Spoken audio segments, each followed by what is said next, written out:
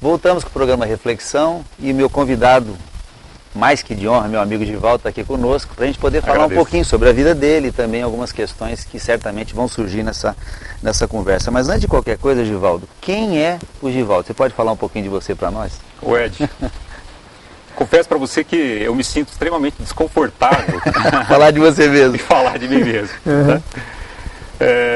Porque eu não levo tanto em consideração a titulação, a formação, que é mínima, na verdade, né? Mas eu sou formado em teologia, já faz década e meia, sou formado em direito, tenho mestrado em ciência da religião, me considero um cientista da religião, me considero um estudante de filosofia, me considero um estudante do direito, embora formado, mas na verdade nós somos eternos estudantes, né? Tenho a grata satisfação, que eu considero um privilégio, de trabalhar com a docência, tanto teológica, onde eu pude participar da formação de dezenas, centenas de líderes, né? Então a gente tem uma satisfação muito grande, porque nós encontramos as pessoas que passaram pela nossa docência e externam gratidão, externam a contribuição que a gente pôde proporcionar e tudo, né? Costumo dizer que eu sou uma pessoa que tem muitos amigos, né? Eu desconfio do elogio. O elogio é mais amizade, expressão da amizade do que qualquer coisa. Sim. E tenho a satisfação também de trabalhar com a docência jurídica na Unigran desde o ano 2005, né? Satisfação igual, inclusive, das tantas amizades que a gente acaba angariando, pessoas muito preciosas. E eu considero também um lugar, um locus, né, em que a gente pode, através de um programa de aula, colaborar com a formação de valores, né? Claro que com a exposição da matéria em si, sem ferir as disciplinas que a gente trabalha em si, mas colaborar, contribuir com a conscientização do valor da vida, o valor do ser humano, o valor do engajamento social, que é o grande mote da minha docência, que é, na verdade, o que move a minha vida, né? Eu queria não somente deixar as minhas pegadas, e o importante não são as pegadas, mas o resultado delas, né? Que é afetar de maneira significativa a vida de pessoas que precisam dessa nossa ação, né?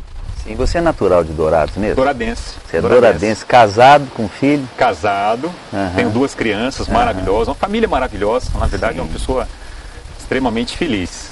Tá certo. Givaldo, sempre é bom conversar com você.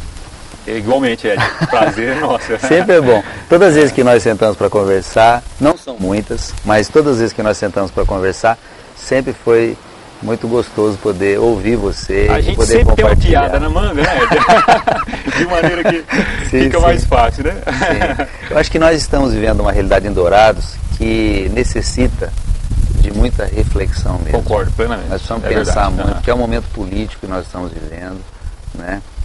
E eu queria saber de você como é que você transita nessa questão, uma vez que você é uma pessoa extremamente preocupada com as questões sociais, em viver e ver os resultados. Como é que você transita nisso daí, como professor, dentro da universidade, dentro do ensino, como docente? Como é que você participa de tudo isso aí? Bem, sim, entendi a sua pergunta. Como é que a gente externaliza a nossa preocupação social, a nossa... Veja bem, Ed, eu venho de uma família extremamente humilde. Deus nos deu superação de muito dessa condição. Meu pai foi lenhador, servente, pedreiro, carpinteiro, mestre de obra. Minha mãe trabalhou sempre nas residências para sustentar os filhos, e é um valor, é um exemplo extraordinário para nós. E eu pude participar da experiência emocional dos meus pais e dos amigos dos meus pais, que se tornaram pessoas que eu chamo de tio, de avô, de mãe, de pessoas que puderam fazer parte da nossa intimidade, né? A gente tem um carinho muito especial. E eu gosto de pensar, porque essa é a nossa experiência, que quem convive com as pessoas humildes, quem convive com as pessoas desfavorecidas, aprende a sofrer o sofrimento delas. Na verdade, não é um aprendimento que a gente quer aprender, né? Porque é um desconforto para a vida. Mas você acaba não conseguindo mais, e não é uma coisa que eu queira conseguir, ao contrário, não conseguindo mais se desvincular do sofrimento, da dor, da necessidade, de alteração do quadro social, do quadro econômico das pessoas que enfrentam dificuldades econômicas, né? Mas e não somente econômicas. Desculpa te cortar, mas é o seguinte, há também uma cauterização muito grande na sociedade com relação ao menos favorecido. Concordo, é verdade. Por um lado nós temos pessoas voltadas, mas por um outro lado há uma cauterização. Como é que você consegue olhar diante de uma sociedade cauterizada e ter essa sensibilidade? O que foi acontecendo? Eu acredito, na verdade, a sensibilidade, como eu acabei de dizer para você, ela é desenvolvida desde a infância, sim, e é uma coisa que a gente não pode se libertar dela, não é algo para se libertar. Na verdade, a libertação está na sensibilidade, né? Porque passa-se a enxergar algo para o qual se estava cego. Certo. Que é a dor humana, é o sofrimento do próximo. Quem que é o próximo? O próximo sou um eu outro, né? Eu tenho meus sofrimentos, tenho minhas dores e tenho os meus sonhos. E eu valorizo tudo isso. A minha dor, eu a valorizo, né? Eu busco formas de superar a minha dor. E eu entendo o outro como alguém que sofre como eu sofro. Na verdade, o outro pode sofrer muito mais. É importantíssimo. Isso me leva à compreensão de que eu não posso estar alienado. Quando eu busco a ajuda de alguém, é a mesma ajuda que alguém gostaria de ter da minha parte. Certo. Eu não tenho legitimidade para buscar a ajuda de alguém, para buscar a superação e negar essa necessidade, esse desejo de superação no outro, né? E quem conhece um pouquinho da dor, e eu acho que eu não conheço tanta dor, porque eu sempre fui privado de dor, por conta de pais maravilhosos que eu tive. Que bom. E pessoas extraordinárias que eu sempre tive, né? Eu cito o pastor Francisco Jorge, da Igreja Batista Boas Novas, que foi um pai. Aliás, fundamentalmente, a família, né? Mas a Igreja Batista Boas Novas e tantas outras pessoas que nos acolheram e sempre nos deram forças. Mas a gente conviveu sempre junto com pessoas que experimentaram dores profundas, dores na família, a perda de um filho para o tráfico, para as drogas, para a criminalidade, para a pobreza, para a doença, para um acidente de trânsito. Eu acho que a minha biografia sempre teve essas perdas. E a gente aprendeu a amar o idoso, pessoas que morreram antes do tempo por falta de um atendimento de saúde, pessoas que morreram antes do tempo porque não foram livres do caminho da criminalidade. Algo que poderia ser, por uma intervenção, feito de maneira muito simples. A gente aprendeu, então, desenvolveu-se isso em nós uma coisa biográfica, né? Não se separa isso mais de nós. Agora, quanto à cauterização da sociedade, eu diria que existem dois grupos de pessoas na sociedade, ou três.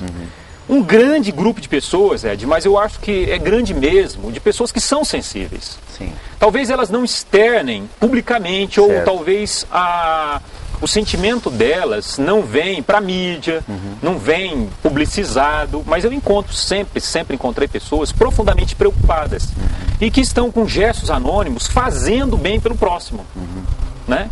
E que geralmente são gestos invisíveis. Até porque o que a mídia revela?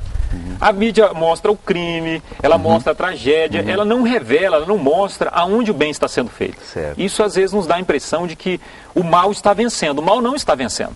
O que acontece é que o mal é mais impactante.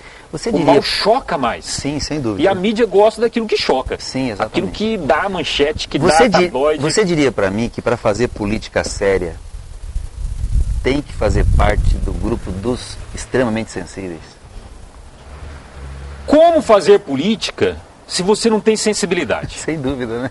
Porque a política é a arte de administrar a sociedade em prol, e aí eu vou dar a minha definição, claro que não é minha por originalidade, nós temos aí toda uma cadeia de teóricos que trabalham com esse conceito.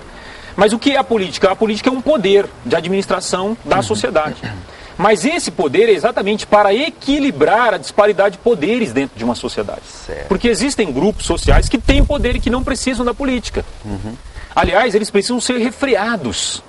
E esse deveria ser o papel, em parte, um dos papéis, do político, né? Refrear a disparidade de poderes. Se você tem, vamos pensar aqui, por exemplo, eu vou pensar em termos grandes, porque fica mais neutra a palavra, né? Fica mais neutra a reflexão.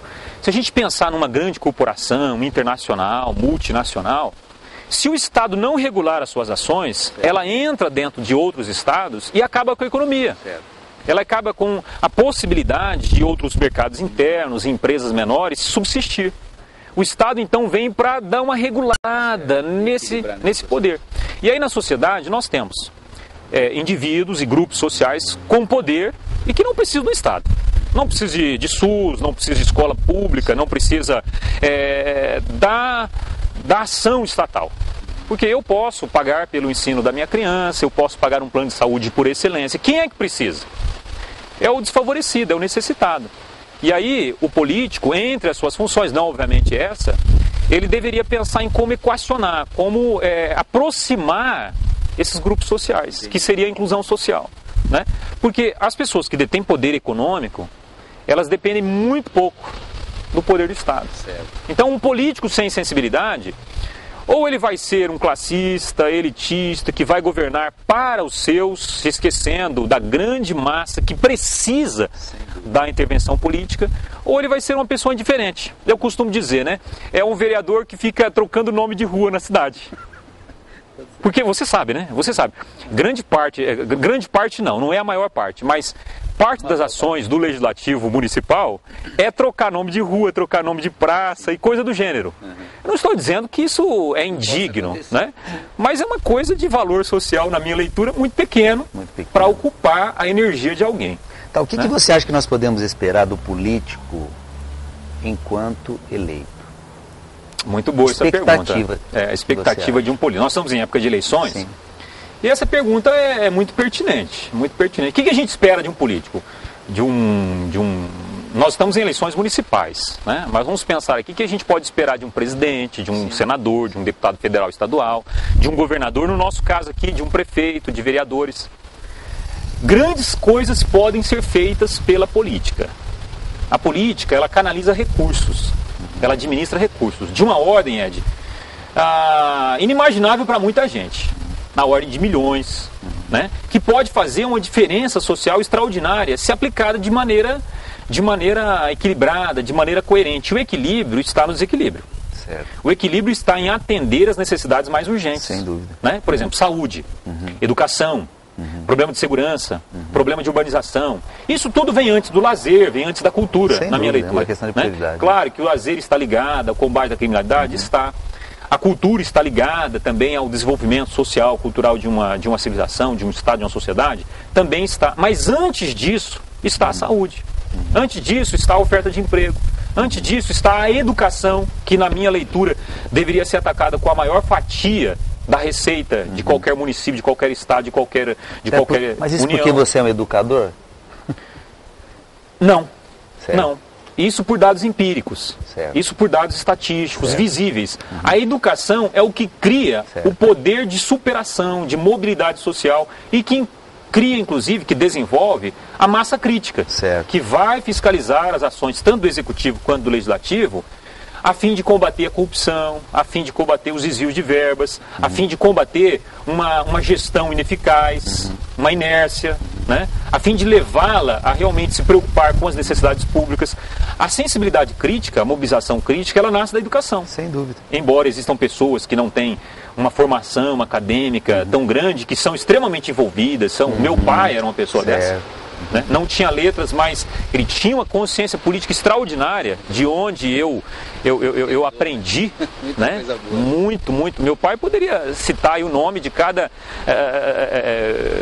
deputado federal, senador, os estadistas do mundo todo. Ele sabia reconhecer pelo nome, pela face e pelas ações de governo.